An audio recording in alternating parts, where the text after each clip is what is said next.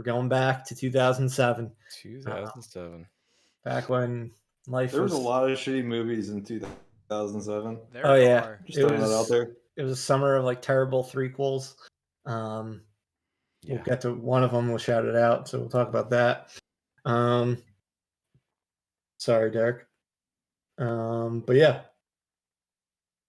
let's just jump through one of our picks for each of us, and then we'll jump into some picks that were shouted out to us. So as always, shout out your picks, whether for this year, if you're watching after the fact, or for 2008, so we can talk about them in next week's episode. Yeah, hit us up on Instagram, right, Murph? That's where we're doing most of these. Yeah, right here in Twitch chat. If you're, exactly. if you're looking to do that, or on YouTube as well. We'll check each of those things.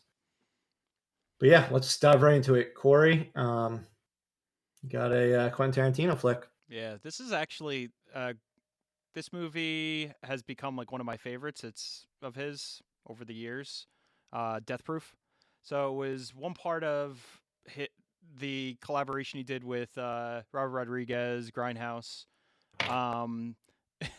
This movie is about Stuntman Mike, Kurt Russell, and he's a murdering stuntman driver. It's very ridiculous. It's just like it's a crazy, just like pulp action movie. But it's so much fun, and it has probably I would say one of the best actual like car chase scenes that I've seen on film, because everything was, I mean, it was filmed like they did back, in the 60s and 70s, where they actually did all the stunts.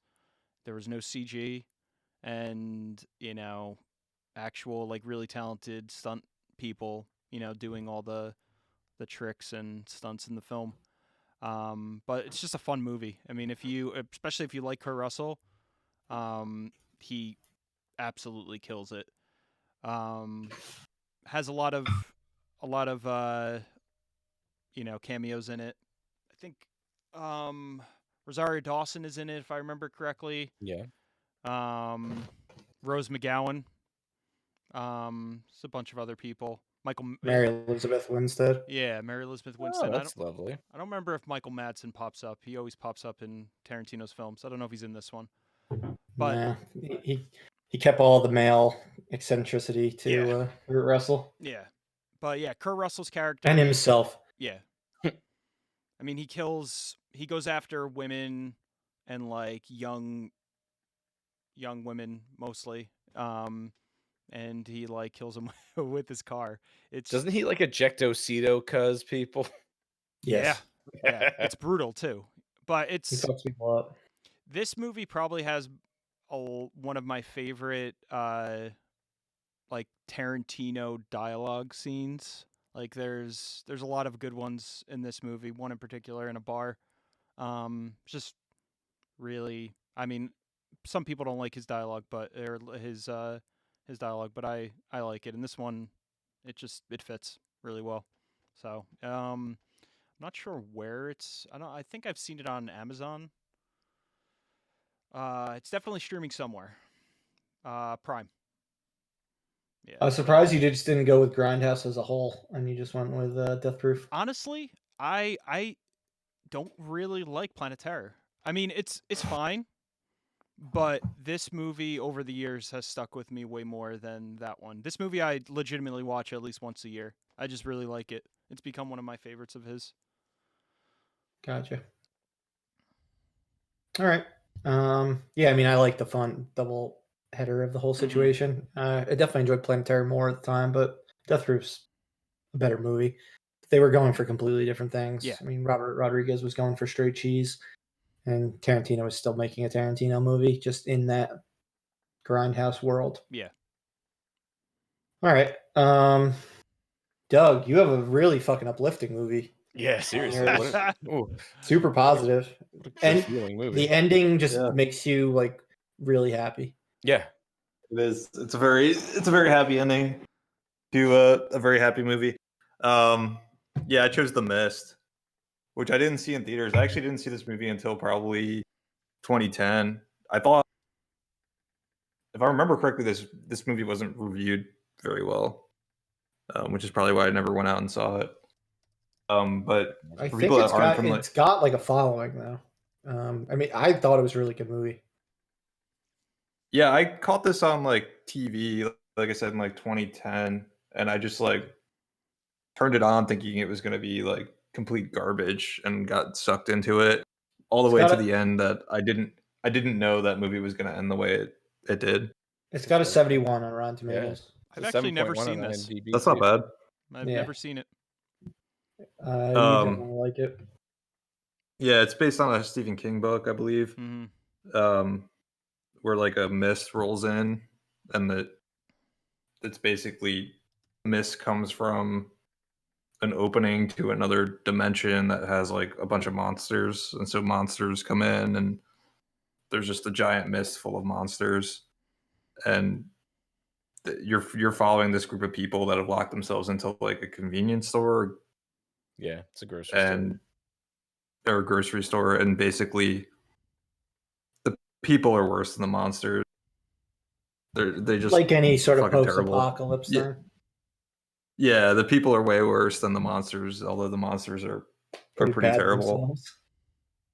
Yeah, and as Murph alluded to, that I'm still shocked that the ending that they went with seems like the ending that would be like a director's cut, that they would have been Yeah. like, yeah, we're not going to put this in theaters. Like, we're going to do like a happy ending, and then we'll have a special features that has this like super dark ending that Like a butterfly effect.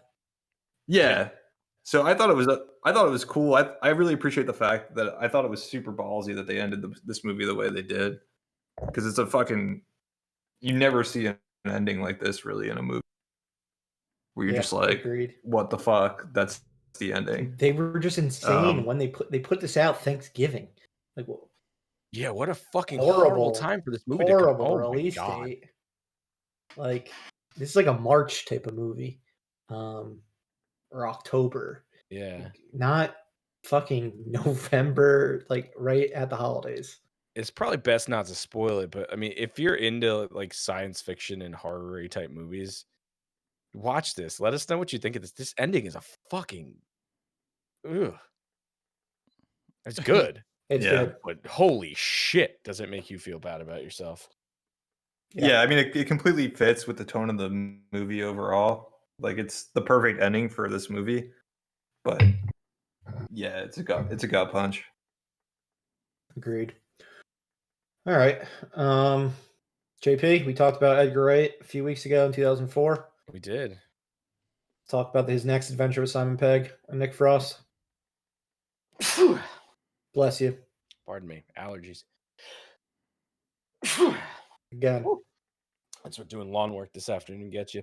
Yeah, I went with Hot Fuzz, which is the second movie in the Cornetto Trilogy. And I believe, and I will stand by this, that this is the most complete and well-executed comedy movie that's ever been created. There is not a single wasted joke in this movie.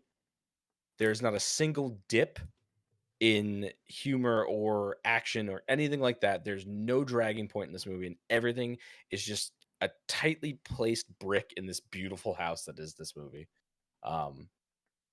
It's fun because you go from having Shaun of the Dead, where Simon Pegg plays, well, they both kind of play like slobs and kind of loserish type people, to Simon Pegg plays the straight man in this movie, and it's just really, really cool. And Nick Frost gets to go just even more off the rails with being like a hammy, fun sidekick character.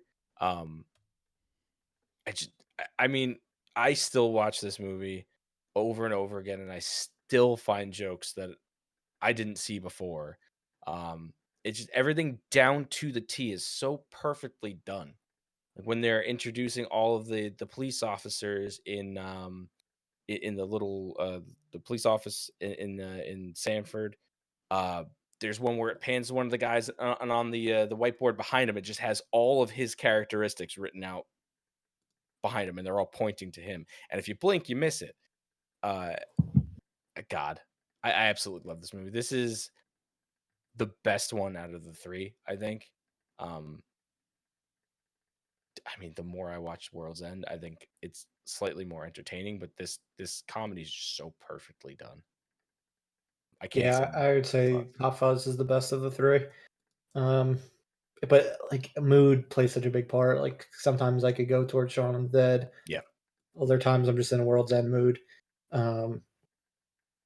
I will agree about the it being like a super like tight, perfect comedy, everything like that. I would say I think it maybe runs 2 minutes too long. Really? I would A say little bit at the end is yeah. yeah. From the explode like the bomb, like and that end. I don't think that needed to be there. But it's not like bad. No.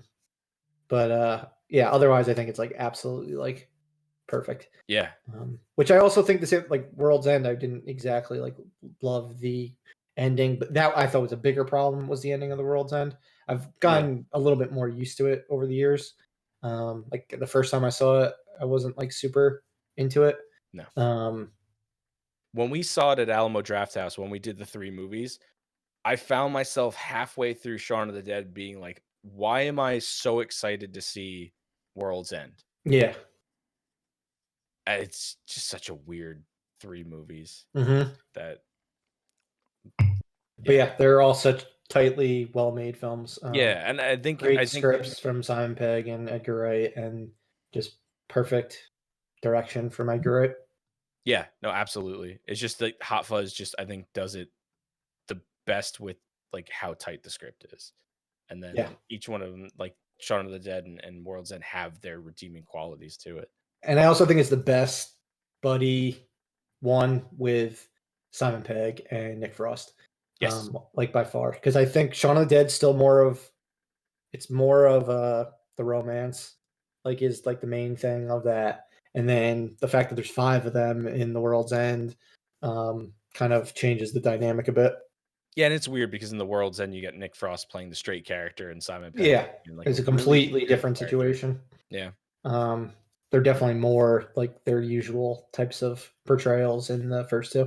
Yep. Even though like he's much more of a straight man, Simon Pegg in Hot Fuzz than Shaun of the Dead. Very much. I think he does the straight man a little bit better. Yeah.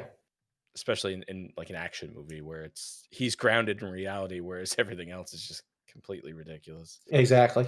But he's also doing a pitch perfect parody of like cop movies. Oh yeah. It's still funny even though he's a straight man. I Obviously love it. they're not going to make a non-funny movie. They're geniuses. All right. And then my pick, I went completely out there with mine. There's a lot of comedies that I could have included. Some we'll get to in our the mentions from other people, but it's one that the 4 of us watched back in college. It's completely ridiculous. It's a documentary. It's The King of Kong, so kind of ties in with Kong. Our main topic of the episode, of our full-length episode. So yeah, it's The King of Kong, A Fistful of Quarters.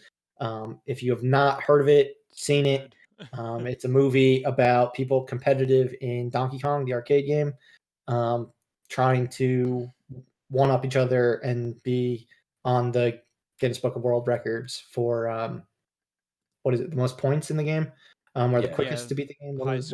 Highest score in Donkey Kong. But man, for a documentary, this has some of the. I mean, I guess truth is always stranger than fiction, but it has some wacky characters in this film. I mean, we joked there over the years since college about Billy Mitchell, he's basically the mustache twirling villain, who's like power hungry and needs this record. He looks exactly like Peter Dinklage too. He does. And then I mean, it's so weird. He's got a restaurant down in Florida. It's some hot sauce. Ricky's hot sauce. If anyone's ever had it, shout it out because I would love to know if it's any good. Yeah. Doug, you're in Florida. How have you not gotten those Ricky's hot sauce yet? Yeah, we always talked about it. I don't know. We said we were going to go there and How far are you from Hollywood, Florida? Now I'm far. I used to live close to Hollywood. I think when you guys were going to come down the last time we were talking about going. No. Yeah, I used to be like 30 minutes away from Oh Hollywood. man, would love to see Billy Mitchell in And person. we probably would see him because he's It'd be like there. Franklin, where like the owner is just there. Hell yeah. But yeah, then it's him versus this guy Steve Wiebe, who's basically the everyman. He's the sympathetic guy who keeps getting screwed over in this rivalry. But yeah, you're following the two of them and their battle to have the highest score in Donkey Kong and be officially counted as the best. And it is just, if you're remotely interested in video games or just like want to laugh watching these goofy characters, it's got some fucking wacky nerds like inside characters who are like, who the fucking referee. like, It's got a lot of they basically interesting. worship these like people, especially Yeah. Billy Mitchell, because he's like this. He might as well be like a cult leader. Like He's his type essentially of, a cult he's got a leader, cult yeah. of personality. Like Yeah. that's just like ridiculous. It's got a lot of So cool yeah, facts it's too. very. What's up? It's got a lot of cool facts that like you really, Yeah, unless you followed that scene, you probably wouldn't have known about it. We weren't Yeah. alive yet. I don't know when it was happening, but yeah, exactly. But yeah, check it out if you want to laugh and you want to watch a documentary. I know documentaries are super popular on Netflix and stuff, so watch a goofy one. You'll have to rent it. I couldn't find it on any of the streamers, but it's like $3 or $4. But yeah, I got some good news for you. You can get Ricky's hot sauce on Amazon. ooh, can we do it? Can we do Oh, it? shit. What's the rating on it? Oh, everyone says it tastes like shitty salt water, but Oh, we have to do it. We have no choice. Yeah. they How said much it's is a it? fantastic everyday mild hot sauce. How much is it? It's $12. Mild? It's not Amazon Doug, Prime. it's mild. Well, we'll do some deeper diving and see if we can find a spicier version of it. Yeah, apparently he definitely they has. make a habanero one, but I don't believe it's on Amazon. Yeah, he's got a bunch of Oh. them. Dude, we could do a taste testing review. It's just Louisiana hot sauce. It's like a Tapatio or like a fucking The Crystal. Cholula? Not Cholula. Cholula. like I a love crystal Cholula. hot sauce. Ah, The okay. good that good Louisiana shit. Yeah, Alright. we should try it. Yeah. I think we should, and we'll do a review, our first food review. All That right, would be good. Doug, you're gonna duck out. We'll keep talking about the extra picks. We got a bunch of them that were submitted. Some pre on Instagram, some on Twitch. So we'll run through those right now. Doug, You guys want me to keep my Frozen Yeah, picture up Yeah, so you keep it up. guys can like keep the boxes? yeah, that'd be lovely. Yeah. Sweet, I'll do that. All right, see you later, guys. See Bye, ya. Dad. later, brother. Night, Twitch. Game to you guys. Probably, I don't know. Can't see him. He's frozen. All right, our Instagram picks from our good friend Derek. Happy birthday, Derek. Yeah, happy birthday. Happy birthday. It's not actually his birthday. Um, Step Brothers reference. But all right, here we go. We got two classic comedies from Judd Apatow, who also did Step Brothers. Superbad and Walk Hard. Superbad, I don't think I ever laughed so hard in a theater outside of the Jackass movies. Maybe even more than those. I love Superbad. Yeah, I told you I Superbad. watched So it good. a couple weeks ago. Yeah, we were talking about it a bunch a couple weeks ago. Yeah, I usually catch it at least once a year. It holds up so well. Yeah, it's definitely one of those rewatchable comedies. It doesn't matter how many times you watch it. It's always good. We reference it every week during football season when we talk about McMuffin. So Oh, without a doubt. Yeah, there's an old fucking drunk McMuffin who shout out to McMuffin. who we see at the bar, and we shout out McMuffin every week. He's I don't know. It doesn't. He's not aware of this, but we do it. Nope, not. Because we're fucking weirdos who are obsessed with Superbad.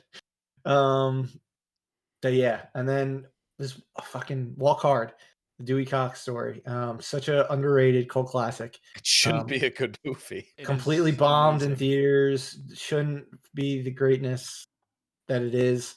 But man, does John C. Reilly kill it? Plays they a mean 16-year-old kid. Oh, he's a great 16-year-old kid. Kristen Wiig also plays a fantastic 14-year-old. She does. But And the cameos are amazing in this one. oh yeah, It's got throughout. And the soundtrack's Jack amazing. White. Yeah, the soundtrack is really Jack White good. is Elvis. Frankie Muniz is Buddy Holly. Yeah. Paul Rudd, Jack Black, Jason Schwartzman, and who's the fourth? Oh, the fucking dude from Oh, Justin Long Justin Justin Long, as Long, as the Beatles. Yeah. Great cameos. This Jonah movie- Hill's his brother got chopped in half with a machete. Yeah. Yep. The wrong kid died. I couldn't recommend this one enough. Yeah. How many times did we listen to that soundtrack? The soundtrack alone. Insanely good. Phenomenal. I have the soundtrack on vinyl. That's Like, amazing. I was like, I need this. It holds up so well, and it's got good songs that didn't even make the movie. Yeah. Oh, really? Yeah. I'm hoping one day John C. Reilly will go on tour as Dewey Cox. Like, just do small venues. Yeah, we've talked about that for maybe years. That'd be great. all right, 10-year anniversary's passed. 15 would be next year, so maybe we'll go to 15-year tour. That's like something you see at like South by Southwest and like a fucking 25-person bar, and just John C. Reilly walks in. If that was going to happen, if they said he was doing a one-off down there, I will see you in Texas, my friend. Oh no, that's 100% something that no one ever that would hears just be a about. surprise. And it just happens. Yeah. It's just like he's done too much cocaine, and he's like, I'm just gonna go sing these. He comes songs. out as dark Dewey Cox towards the end of his career. I wear my sunglasses. Where he's speaking about didgeridoos and all the crazy stuff. No, that's hippie Dewey Cox. 1500 didgeridoos. But yeah, didgeridoos. It's such a classic movie. Yeah, it's such a wonderful movie. Can't recommend it enough. And then we talked about a bunch of bad threequels from 2007, and then we had Baddest of them all. we had Pirates of the Caribbean, Shrek, a bunch of others, but those were the big three. The big three of the year all came out the same month. It was those two and Spider-Man 3. Spider-Man 3 was shouted out. It's the best probably of those three. I think it's the worst of those three. Really? In terms of it being a fucking terrible movie, but replayability, because it's so bad. I think it's so bad. It's good. This movie's such a disaster. Yeah, it's just a creative mess. You can watch Sam Raimi and Sony fighting behind the scenes while watching the film. Yeah, absolutely. He did not get to make the film he wanted to make. He ultimately acquiesced to what they wanted, and he did it in the most petty way possible. Yeah, that led to Spider-Man 3. A franchise that was absolutely killing it with its first two installments. We never got a fourth one because of the third. What did he want to do? I think he wanted to do Craven. Okay. And they wanted Venom. Wasn't like Carnage and my daughter. I mean, he definitely wanted to do Sandman. Yeah. But he had zero interest in doing Venom. Yeah. Hey, Parker. I mean, a movie probably could have been so much more tight if it was just two villains, and like they did the whole like shoehorn three villains into a movie. Yeah, and it just doesn't work that way. Yeah, especially when you have Green Goblin hating him throughout most of the movie, and then I'm coming, Pete, old buddy, old pal. Yeah, what was it? Thomas Hayden Church who played Sandman. Retconning. This is a perfect example of retconning. Is making him responsible for him killing Uncle Ben. Yeah, that was ridiculously stupid. So bad. But he was good. I mean, he had some. He was fine. Yeah. Obviously some hammy dialogue. That's a Sam Raimi film, but like, I thought he was really strong, and he wasn't in enough of the movie. He didn't have much to do. No, not at all.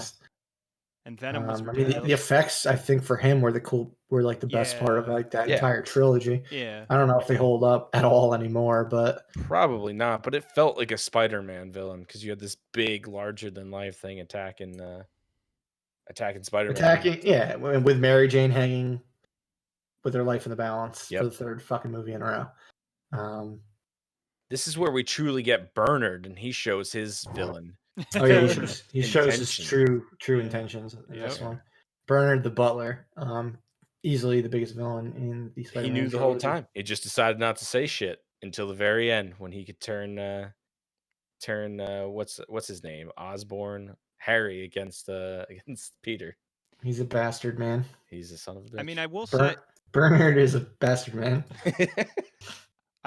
shout out to James Franco though. He took this role and ran with it. He was probably the best part of this movie. He just hammed it the fuck up. It was great. Yeah. The pie scene. So good. He played like such a good another mustache twirling villain, basically. Yeah. He did that very, Yeah, very he well. did. He was ridiculous in it. He was. He did everything short of tie Mary Jane Watson to a train tracks and waiting for the train to come.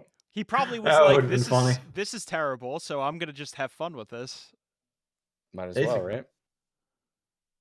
All right, and then we got some shout-outs on Twitch from Kate. Was that the only ones we've got on Twitch? I think I'm so, not sure yeah. if we got But any no, others. Andy wanted us to shout out the Pirates movie. Oh, the It's- porno. Yeah, I don't think it was 2007. Was that from 2000? I don't think that was 2007. I don't know, but he wants Was us it? to Maybe talk about it. Pirates 2 might have came out in 2007. Yeah. Stagnetti's Revenge. Oh boy. I'm not sure though. But I'm talking like I I'm am. pretty sure. Well, you had the poster in did, your in dorm college, room. yeah, in Was I that our the did. dorm second one or room, the first one? But then? that was Wasn't that the before first one? 2007. That was the first one. yeah. Yeah, that was good old Spencer's Gifts where you could buy stupid shit like that. I'm looking up if it was Uh, 2007. I couldn't give you a plot summary, but no, 2008. Sorry, Andy, we can't talk about it till next week. Rest in peace. But yeah, all right. Then we've got from Kate.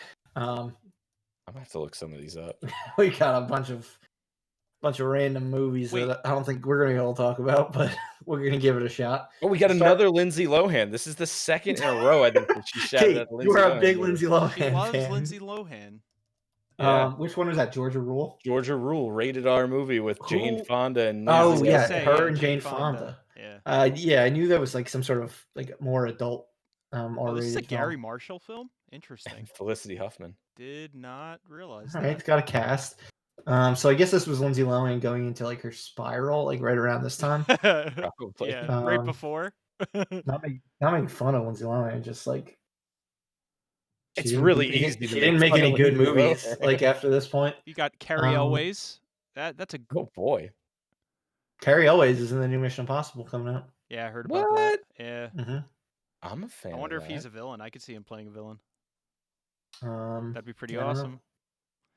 I don't know. Yeah, I don't know who the villain is in this one. Nicholas Hoult, maybe. I think he was in it, or Yeah. he is going to be in it. Mm. Hey, Murph, now you I want like to how know we my go favorite? we go from Georgia Rule to Mission Impossible 7. Yeah. This is how. You want to know what my favorite James McAvoy movie is? Atonement. There you go.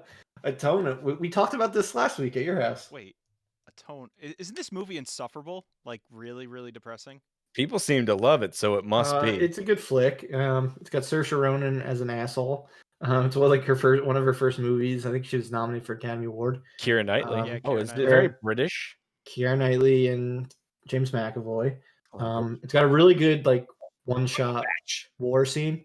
Back before it was like when it was still like a new thing to do cool things like that, like around the time that Children of Men came out. Really good scene that kind of sticks out in a romance movie. Benedict Cumberbatch is in it. Oh wow. Cumberbottom's in it. Cumberbiddle. Interesting. I I think he forgot. plays a butler. I guess I probably didn't know who he was at the time of watching it. Yeah. Just Probably. based on these animated gifs I'm finding, he looks like he's a butler. He's a scumbag in the movie, apparently, according to Kate. Okay. Twitch chat. Okay. He's got this like tiny mustache too. It's frightening. We talked about Harry Potter and the Goblet of Fire for 2005. That was Doug's pick, but Order of the Phoenix is shouted out. This was the one that actually got me to read all the books. Oh. Yeah, I think the final book came out maybe like a week or two after this movie came out. Mm-hmm. So yeah, after I saw the movie, I read all 7 of them. Good shit. The movie was good too. Which What one else? is this? This is like the angsty one. Where Is this where they all have long hair? Harry Potter's like a dick. They all have that long, like. I think that's the fourth one where they got that gangly hair. Yeah, Um, that's Goblet, I think. But yeah, this is one where Harry's like got all night sweats and he's all pissed off and shit. Oh God, Hates everyone. testosterone Harry Potter. Yeah, exactly. Is it's going through puberty. Is this the one where Hermione and Ron have like their little kerfuffle? I don't remember. Define kerfuffle. I think that was the fourth and sixth one. Where she's like goes and tries. Ron is like dating that other girl for a little while. That's Half-Blood Prince. Oh, okay. And the fourth one, they get in their Goblet of Fire. They get in their little fight at the dance. Also. Oh yeah, Order of the Phoenix is where at the end is the fight with Voldemort and Dumbledore, right? Yep, correct. Yeah, that scene's so sick. And Gary Oldman does. Yeah. Kills Dumbledore? That's the next one. This is the one where Bellatrix kills Sirius Black. Yeah. All right. Next one, Across the Universe, Beatles movie. Or has a lot of Beatles music. I've never seen it. Either of you? It's got Beatles music in it. Across the Universe I've seen, yeah. It's pretty awesome. Good. Yeah, I've heard good things. Isn't it like a trippy ass looking movie? Because I remember the trailer. Was Evan Rachel Wood in this one? Yes, she was. Yes. It's no, and it's like no super one trippy. else. It's super trippy, but it has a lot of really good music. I mean, especially obviously if you like the Beatles, like you'll really dig it. But it's definitely like a trippy film. All right. Mr. Brooks. This one I've never seen. We talked about Kevin Costner earlier. This was like a Kevin Costner comeback movie, but I don't think it did very well. No, because they paired him up with Dane Cook and Demi Moore, which is a strange cast. What a weird cast for 2007. Yeah. Yeah, this was supposed to be his big comeback vehicle. I think he was like a serial killer in it, and Dane Cook's this was when he was actually making movies. He had that 4-year period where he was making movies. Like Employee of the Month? Yeah, exactly. Between Waiting and like this, he had like Good Luck Chuck, a couple comedies, Employee of the Month, like you said. But yeah, I never saw this one. I think Freeberg might have seen it, if I remember correctly. He probably loves it. Probably. We'll have to ask him about it. All right, and then last but not least, music and lyrics.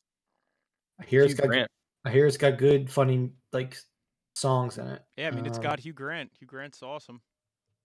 Who's the chick? Drew Barrymore? Drew Barrymore, yeah. And Brad Garrett. Was he third build? Fourth, actually. Ooh. Yeah, I've heard this movie it's fun and it's got good music. I've never seen it. Every time I see Hugh Grant's name, I always think of 9 Months. That's like one of my favorite Hugh Grant movies. You got Jeff Goldblum, you got Julianne Moore, Tom Arnold, I believe, is in it. I love that movie. And I bet he plays a bumbling, charming British fellow in this. I think Robin Williams plays the doctor. I think he delivers their baby in the movie. I think so. I don't see him on the list. Oh, no, he is. He's in it. There you go. He's in 9 Months. Yeah. Oh, 9 months. I thought you meant music and lyrics. No, 9 months. Not seeing him on the list. No. But yeah, music and lyrics, I've never seen. What kind of music is in it? Has anyone seen it? It's like poppy music. It's got music and lyrics. Kind of like making fun of poppy music, like Wham type music, maybe. Oh, okay. Yeah, because he's like an aging pop star. But yeah, 2007. That's all she wrote. So send in your picks for 2008. We'll cover them next week. After we record our next episode, like we said, we record these typically on Monday or Wednesday, right after our full-length episode. So if you're around, follow us on Twitch, Live Breathe Film, and you can then stick around for our yearly film series. But that's it for tonight. Thank you again for listening or watching this now on YouTube or whatever. Anything else, guys? No, that's No. good with me, man. Like All and right. subscribe. Like and Dark's subscribe. pumped for 2008. He Yeah. said we can do it for an hour. One of the best summer years of film. Probably Ooh. could. Yeah. All right. Oh, it's the Dark Knight and Iron Man. Yeah. Oh, yeah. All right. Well, we will catch you all next week then. Yeah. Have a good night. Y'all have a good night. Have a good one.